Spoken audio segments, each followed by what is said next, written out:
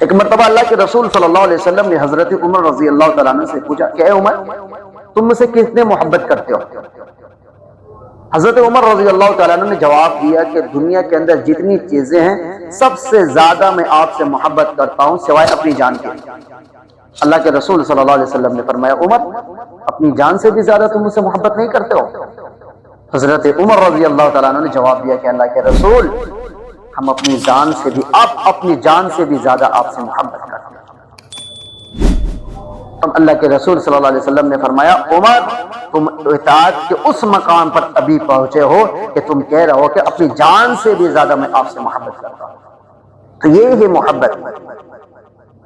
صرف دعویٰ یہ نہ کرے کہ ہم اللہ کے رسول سے محبت کرنے والے ہیں، ڈریس کہیں اور ہے، چہرہ کہیں اور ہے، کہ انسان مر جائے تو پہچان نہیں پائے کہ یہ مسلمان ہے کہ کون ہے۔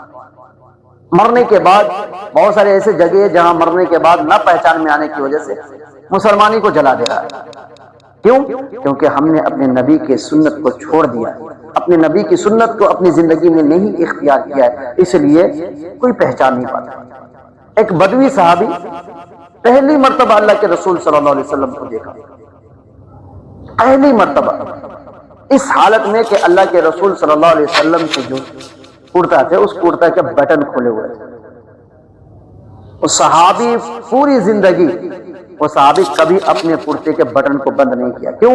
کیونکہ اللہ کے رسول صلی اللہ علیہ وسلم کو اسی حالت میں دیکھا اور وہ یہ کہہ رہا تھا کہ دیکھ اللہ کے رسول سے کتنی محبت ہے کہ پوری زندگی میں، جبکہ اللہ کے رسول نے یہ حکم نہیں دیا کہ تم بٹن مت لگا۔ یہ ہے محبت۔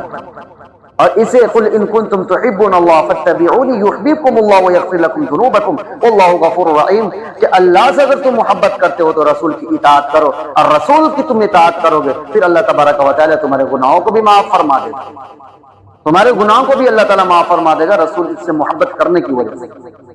دعا کریں کہ اللہ رب العزت ہم سبوں کو عمل کرنے کی توفیق عطا فرمائے، آمین۔ السلام علیکم ورحمۃ اللہ وبرکاتہ۔